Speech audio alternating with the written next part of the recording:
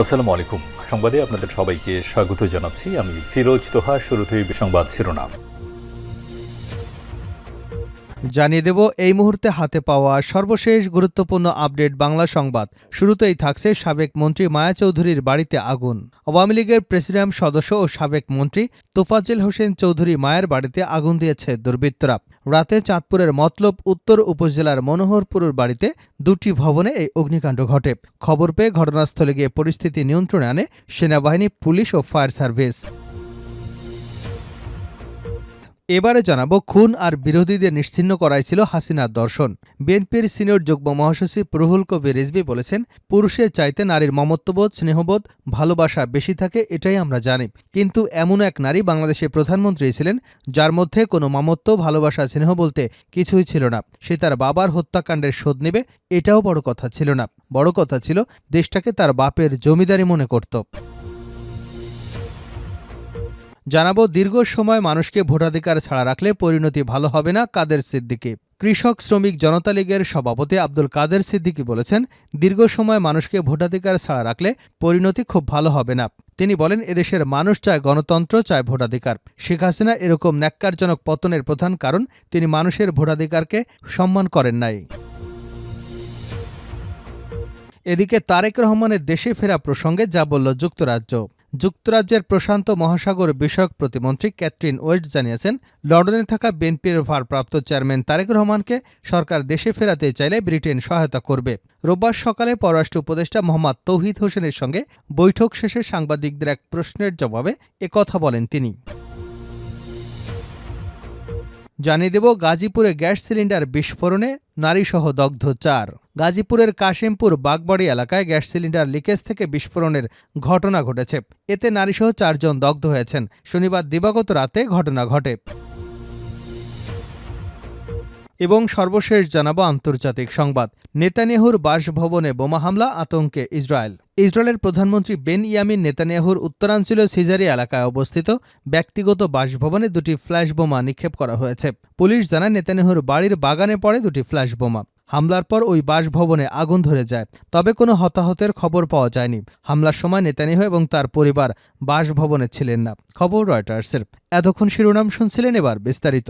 প্রিয় দর্শক, আপনি যদি এই চ্যানেলে নতুন হয়ে থাকেন, ভিডিওটি দেখতে দেখতে চ্যানেলটি সাবস্ক্রাইব করে আমাদের সঙ্গে থাকুন।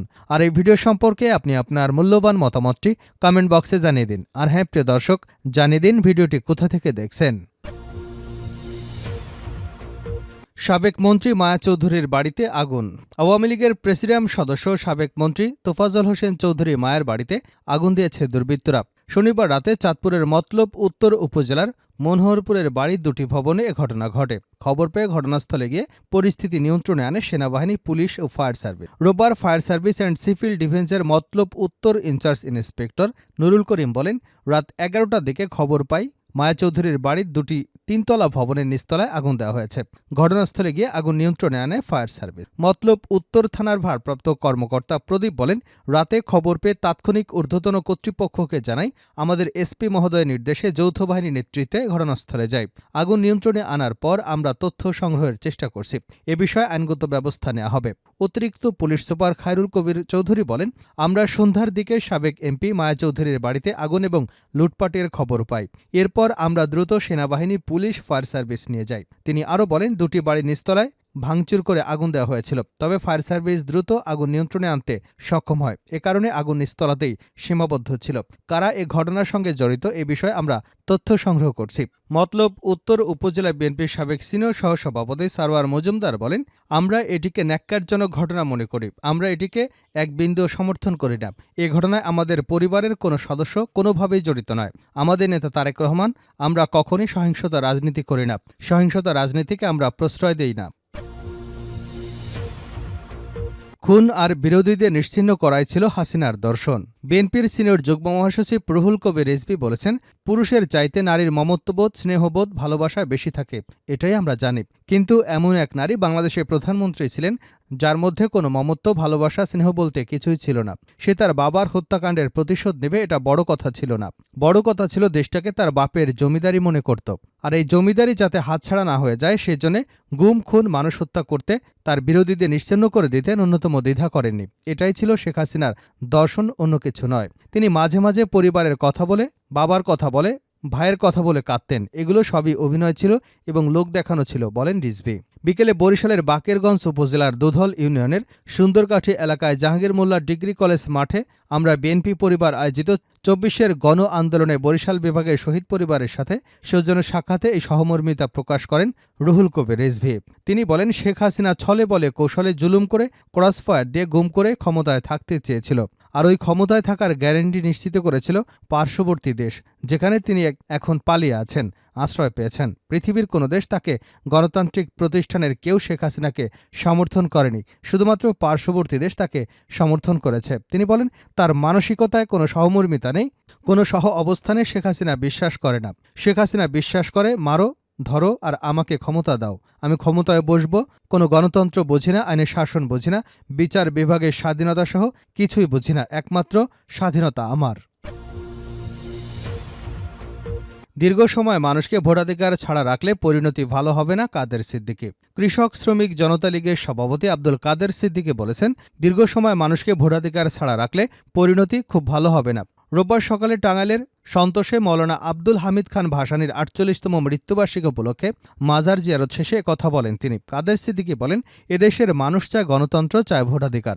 শেখ হাসিনার এরকম ন্যাক্কারজনক পতনের কারণ তিনি মানুষের ভোটাধিকারকে সম্মান করেন নাই। পরপর বেশ কয়েকবার মানুষকে সঠিকভাবে ভোট দিতে দেন নাই, যার ফল হয়েছে এটা। তিনি বলেন, অতি সম্প্রতি বাংলাদেশে একটা মারাত্মক পরিবর্তন হয়েছে, কিন্তু অতীতকে বর্জন করে, অস্বীকার করে এই পরিবর্তন যদি কেউ করতে চায় তাহলে আহমকের স্বর্গে বাস করছে। দুদিন পরে তাদেরও এরকম করতে হবে। সাংবাদিকদের প্রশ্নের জবাবে তিনি আরও বলেন, মানুষ খুব আশা করেছিল, কিন্তু গত এই ৩ মাসে মানুষের আশার মতো কোনো ফল পায়নি। সাধারণ মানুষের যে উপার্জন, তারা বাজারে যেতে পারছে না, স্ত্রী পুত্র পরিবার নিয়ে ভালোভাবে খেতে পারছে না। কাদের সিদ্দিকী বলেন, যারা সরকার চালাচ্ছে তাদের অনুরোধ করব যেন সরকারের মানুষের কথা বিবেচনা করে। ক্ষমতা কারোর জন্যই চিরস্থায়ী নয়, যারা ছিলেন তাদের জন্য যেমন নয়, আজকে যারা আছেন তাদের জন্যও চিরস্থায়ী নয়। এজন্য দেশের মানুষের কথা চিন্তা করুন, দেশের মানুষকে সম্মান করুন, অতীতকে সম্মান করুন। যাদের এদেশের জন্য অবদান আছে তাদের যথাযথ যোগ্য মর্যাদা, আত্মসম্মান রাষ্ট্র পরিচালনার চেষ্টা করুন। বীরুত্তম খেতাব পাওয়া বীর মুক্তিযোদ্ধা বলেন, যে মানুষটির জন্ম না হলে পাকিস্তান হতো না, পাকিস্তান না হলে বাংলাদেশ হতো না, বাংলাদেশ না হলে আমরা আজকে বাংলাদেশের নাগরিক হতাম না, সেই মজলুম জননেতা মৌলানা ভাসানীর অনাদর দেখে খুবই কষ্ট লাগে, খুবই খারাপ লাগে। তারেক রহমানের দেশে ফেরা প্রসঙ্গে যা বলল যুক্তরাজ্য। যুক্তরাজ্যে প্রশান্ত মহাসাগর বিষয়ক প্রতিমন্ত্রী ক্যাথরিন ওয়েস্ট জানিয়েছেন, লন্ডনে থাকা বিএনপির ভারপ্রাপ্ত চেয়ারম্যান তারেক রহমানকে সরকার দেশে ফেরাতে চাইলে ব্রিটেন সহায়তা করবে। রোববার সকালে পররাষ্ট্র উপদেষ্টা মোহাম্মদ তৌহিদ হোসেনের সঙ্গে বৈঠক শেষে সাংবাদিকদের এক প্রশ্নের জবাবে একথা বলেন তিনি। বৈঠকে কী বিষয়ে আলোচনা হয়েছে এমন প্রশ্নের জবাবে ক্যাথরিন ওয়েস্ট বলেন, বাংলাদেশের গণতান্ত্রিক ভবিষ্যৎ নিয়ে আলোচনা হয়েছে পররাষ্ট্র উপদেষ্টার সঙ্গে। এছাড়া বাংলাদেশে গণতন্ত্র ফেরাতে ডক্টর ইউনূসের রূপরেখা ঘোষণা করবে আশা ব্রিটেনের। সেই সঙ্গে রাজনীতিতে সব দলের জন্য লেভেল প্লেয়িং ফিল্ড প্রত্যাশা করে যুক্তরাজ্য। বিএনপির ভারপ্রাপ্ত চেয়ারম্যান তারেক রহমানকে ফেরানোর প্রসঙ্গে জানতে চাইলে তিনি বলেন, কোনো নির্দিষ্ট ব্যক্তির বিষয়ে কথা হয়নি, তবে সরকার চাইলে আমরা সহায়তা করতে প্রস্তুত। রোহিঙ্গা ইস্যুতে ক্যাথরিন ওয়েস্ট বলেন, সামরিক জান্তার দমন পীড়নে মিয়ানমার থেকে পালিয়ে বাংলাদেশে আশ্রয় নেওয়া রোহিঙ্গাদের সহায়তার জন্য আরও ১০ বিলিয়ন পাউন্ড দেবে যুক্তরাজ্য। ক্যাথরিন ওয়েস্ট গতকাল ১৬ই নভেম্বর দুদিনের সফরে ঢাকায় আসেন। গত ৮ই অগাস্ট অন্তর্বর্তীকালীন সরকার দায়িত্ব নেবার পর যুক্তরাজ্য সরকারের কোনো জ্যেষ্ঠ প্রতিনিধির এটাই প্রথম বাংলাদেশ সফর। প্রসঙ্গত, ২০০৭ সালে সেনা সমর্থিত তত্ত্বাবধায়ক সরকারের সময় আটক হয়েছিলেন তারেক রহমান। পরে তিনি জামিনে মুক্ত হয়ে ২০০৮ সালের ১১ই সেপ্টেম্বর লন্ডনে চলে যান।